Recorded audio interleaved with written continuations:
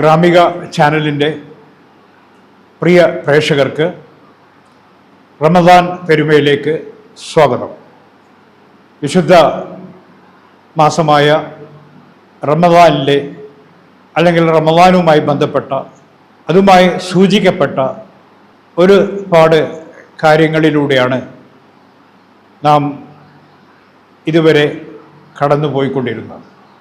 നാടുകളുടെ വിശേഷങ്ങൾ, റമദാനിൽ നടന്ന വിശേഷങ്ങൾ, എന്തുകൊണ്ട് റമദാൻ മാസത്തിൽ വ്രതം നിർബന്ധമാക്കി എന്നുള്ള കാര്യങ്ങൾ, ഇവയൊക്കെ പറയുമ്പോൾ നേരത്തെ പലതവണ പരാമർശിച്ചതുപോലെ മറ്റു ഇതര സമൂഹങ്ങൾ എന്ന് പറയുമ്പോൾ മുൻകാല സമൂഹങ്ങൾക്ക് വ്രതം നിർബന്ധമാക്കിയതുപോലെയാണ് മുസ്ലിങ്ങൾക്കും വ്രതം നിർബന്ധമാക്കിയത് എന്ന് പ്രസ്താവിക്കുക ഉണ്ടായി. ഈ പ്രസ്താവനയെക്കുറിച്ച് ആവർത്തിച്ച് നമ്മൾ ചർച്ച ചെയ്തുകൊണ്ടേയിരുന്നു. ഈ മുൻ സമൂഹം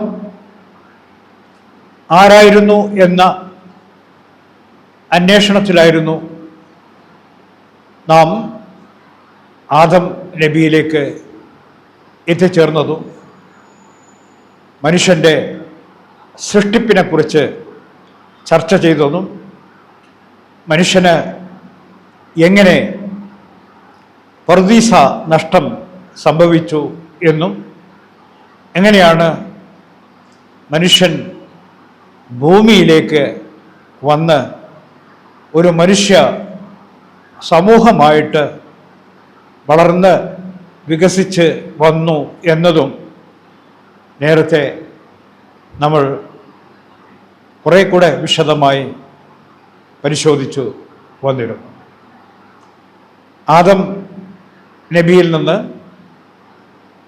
അദ്ദേഹത്തിൻ്റെ ആദ്യ സന്താനങ്ങളായ ഹാബീലിനെയും ഹാബീലിനെയും പിന്നീട് തുടർന്നുണ്ടായ സന്താനങ്ങളുടെയും പരമ്പരകൾ ഭൂമിയുടെ പല ഭാഗങ്ങളിലായി അവർ ഒരു സ്ഥലത്ത് നിന്ന് മറ്റൊരു സ്ഥലത്തേക്ക് യാത്ര ചെയ്ത് അവിടെ താമസിക്കാനും അവിടെ പ്രത്യേക സമൂഹങ്ങളായി തീരാനും കഴിഞ്ഞു എന്നുള്ളതാണ് പൂർവ സമൂഹത്തിൻ്റെ ഏറ്റവും പ്രാക്തനമായ ചിത്രം.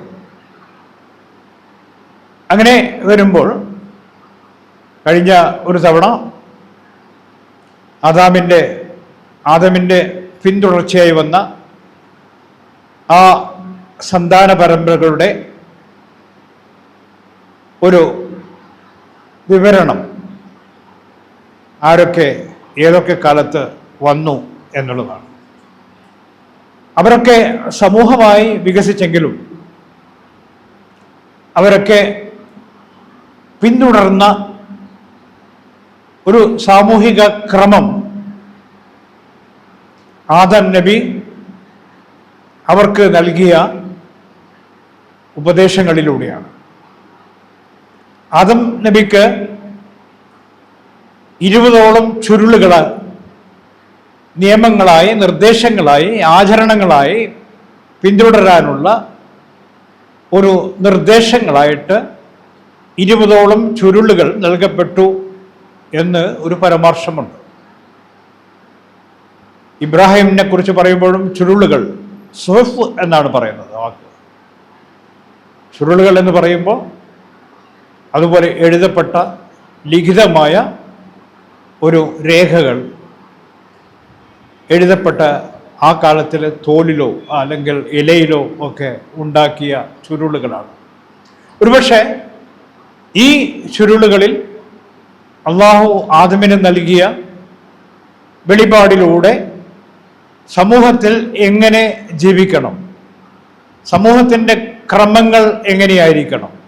ആ ക്രമത്തിൻ്റെ ഭാഗമായിട്ടാണ് ഓരോ പ്രസവത്തിലും ഇരട്ടകൾ പിറന്നത്. അവർ സഹോദരീ സഹോദരന്മാകുമ്പോൾ അവരുടെ ഒരു സാമൂഹിക ക്രമം വരുമ്പോൾ അവർ കല്യാണം കഴിക്കേണ്ടത്, അവർ ഇണചേരേണ്ടത് മറ്റൊരു സന്താനത്തിൻ്റെ മറ്റൊരു സന്താനത്തിൻ്റെ അല്ലെങ്കിൽ മറ്റൊരു പ്രസവത്തിലൂടെ വന്ന ഒരു ഇണയുമായിട്ടാണ്. ഒരേ പ്രസവത്തിലുള്ള കുട്ടികളല്ല കല്യാണം കഴിക്കേണ്ടത് എന്ന ആദ്യത്തെ നിയമം ഒരേ കുടുംബത്തിലുള്ളത് അല്ലെങ്കിൽ ഒരേ ഗോത്രത്തിലുള്ളത് എന്നുള്ള തരത്തിൽ പിന്നീട് വികസിക്കുന്ന തരത്തിൽ ആ ജനത വളർന്നു വികസിച്ചു എന്നതാണ്. സ്വാഭാവികമായിട്ടും ആദമിൻ്റെ അനേകം നൂറ്റാണ്ടുകൾ താണ്ടി വന്ന സന്താന പരമ്പരകൾക്കിടയിൽ ഒരു പുതിയ ദൂതനെ അയച്ചതായി പ്രത്യേകിച്ച് യാതൊരു തെളിവും വിശുദ്ധ ഖുർആനിലോ ബൈബിൾ പുസ്തകങ്ങളിലോ ഇല്ല. ഒരുപാട് സന്താനങ്ങളുടെ വിവരണങ്ങൾ പല ഗ്രന്ഥങ്ങളിലുമായിട്ട് പല ചരിത്രകാരന്മാരും പല ഗവേഷകരും രേഖപ്പെടുത്തി വച്ചിട്ടുണ്ടെങ്കിലും അവരിൽ ആർക്കും തന്നെ പ്രത്യേകമായ നിർദ്ദേശങ്ങളോടെ ദൂതനായിട്ട്, നബിയായിട്ട്, പ്രവാചകനായിട്ട് നിയമനം ലഭിച്ചതായി രേഖപ്പെടുത്തി വെച്ചിട്ടില്ല. അതുകൊണ്ടാണ് അവരൊക്കെ തുടർന്ന് വന്നത് ആദം നബിക്ക് അവതരിപ്പിച്ച നിയമനിർദ്ദേശങ്ങളും ആചരണങ്ങളും ആയിരിക്കാം. ഇവയെക്കുറിച്ചിട്ടുള്ള വളരെ കൃത്യമായ വിവരണങ്ങളൊന്നും നമ്മുടെ മുമ്പിൽ ഇല്ല. ഏത് തരത്തിലായിരിക്കും അവർ ആരാധന ചെയ്തിട്ടുണ്ടാകുക, ഏത് എല്ലാം ആചരണങ്ങളാണ് അവർ നടത്തി വന്നിരിക്കുക. സ്വാഭാവികമായിട്ടും ഓരോ കാലത്തിനും അനുസൃതമായ മാറ്റങ്ങൾ, അപ്പോൾ അതിനനുസൃതമായ മാറ്റങ്ങളും അനുസൃതമായ മാർഗനിർദ്ദേശങ്ങളും ഒരുപക്ഷെ ആദമിന് നൽകപ്പെട്ട ഈ 20 ചുരുളുകളിൽ നേരത്തെ തന്നെ അടങ്ങിയിരിക്കും. ഒരുപാട് നൂറ്റാണ്ടുകൾ. ഇപ്പോൾ വിശുദ്ധ ഖുർആൻ ലോകാവസാനം വരെയുള്ള ഒരു മാർഗദർശന ഗ്രന്ഥമാണെന്ന് പറയുന്നത് പോലെ പ്രവാചകനായി നിയമിക്കപ്പെട്ട ആദ്യത്തെ മനുഷ്യൻ ആദമിന് നൽകപ്പെട്ട വേദനിർദ്ദേശങ്ങൾ ഒരുപാട് നൂറ്റാണ്ടുകൾ കഴിയുന്നത് വരെ അത് പിന്തുടരപ്പെട്ടു എന്നാണ് നമുക്ക് കരുതേണ്ടി വരിക. അതിനുശേഷം വളരെ പ്രധാനമായ പ്രവാചക പരമ്പരയിലേക്ക് വരുന്നത് നൂഹ് അലൈഹിസ്സലാം ആണ്. നൂഹ് ആദമിൻ്റെ സന്താന പരമ്പരയിൽ ലാമക്കിൻ്റെ സന്താനവും മെതുസലയുടെ മകനുമാണ്, ചെറുമകനുമാണ്. ഇദ്ദേഹത്തിനാണ് പിന്നീട് സന്താന പരമ്പരയിൽ പ്രവാചക പദവി നൽകപ്പെടുന്നത്. പ്രവാചകൻ മാത്രമല്ല, അദ്ദേഹം റസൂലുമാണ്, ദൂതനുമാണ്. അദ്ദേഹത്തെ ഉലൂലുൽ അസ്മ എന്നാണ് വിവരിക്കപ്പെടുന്നത്. പ്രവാചകനും ദൂതനുമായ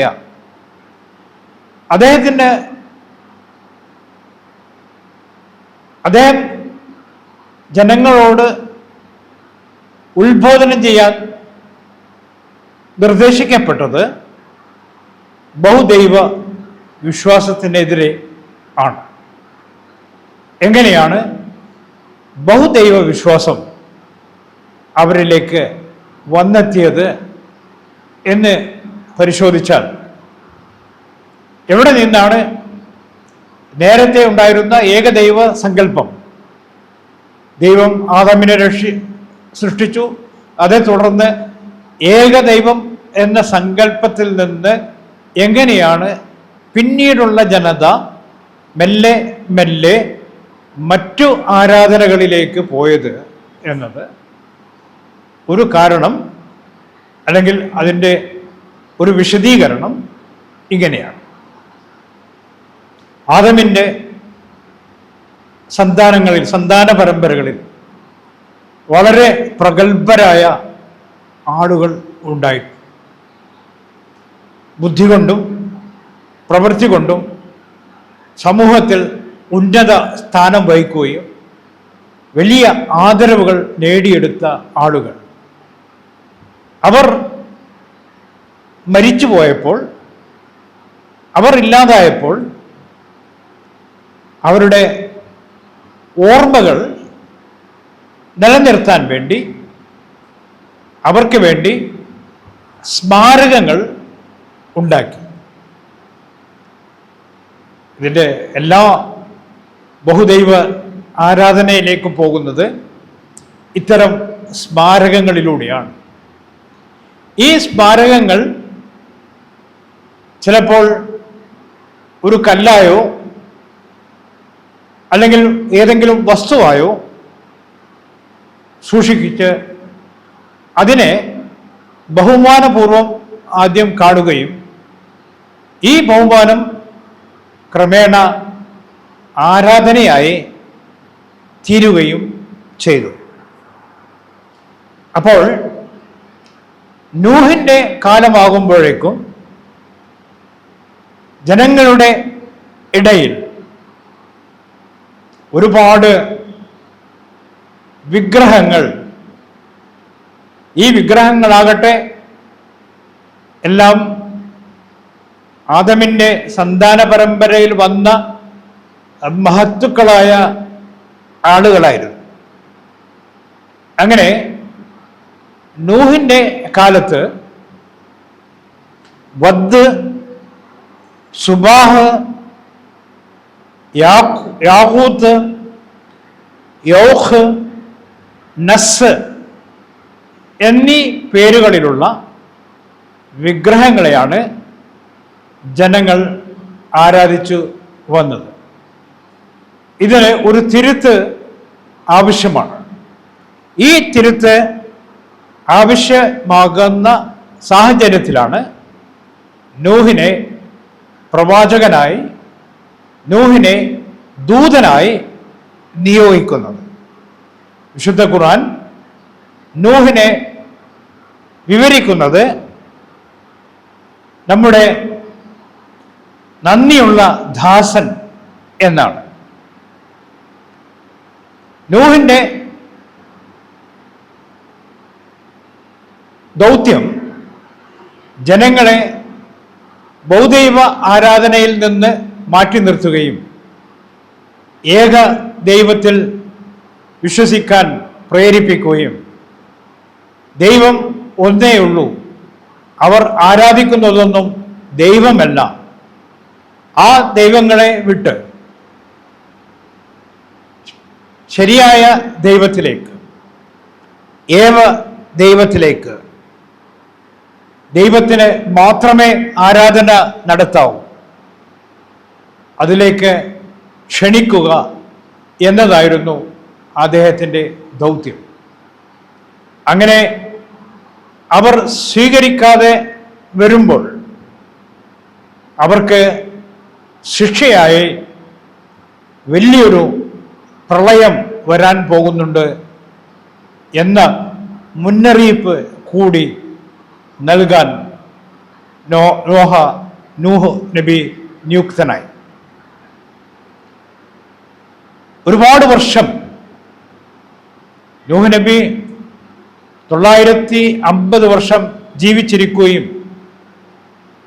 ഏകദേശം അത്രയും കാലം തന്നെ ജനങ്ങളോട് ഏകദൈവ വിശ്വാസത്തെക്കുറിച്ച് ബോധിപ്പിച്ചു കൊണ്ടുവരികയും ചെയ്തിട്ട് പോലും വളരെ കുറച്ചു പേർ മാത്രമേ അദ്ദേഹത്തിൻ്റെ വിശ്വാസികളായി കൂടെ ഉണ്ടായിരുന്നു.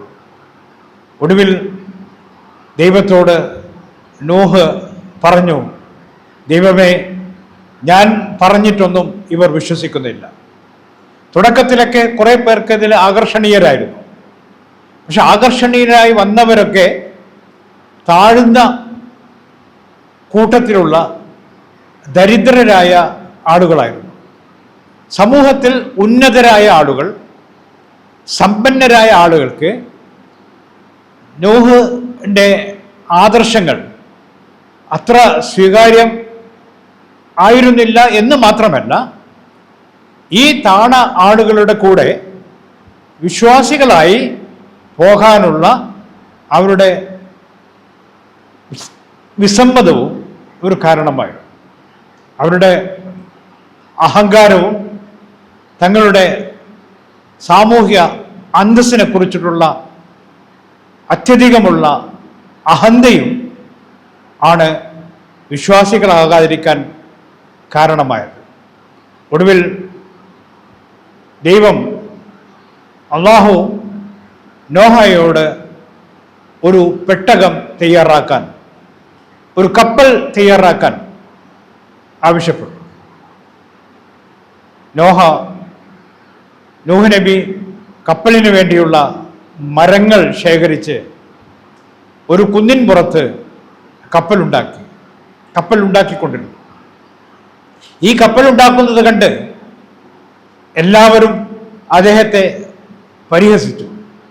കുന്നിൻ പുറത്ത് കപ്പലോ? ഇവിടെ എവിടെ വെള്ളം വരാൻ പോകുന്നു? ഈ കപ്പൽ എന്താകുന്നു?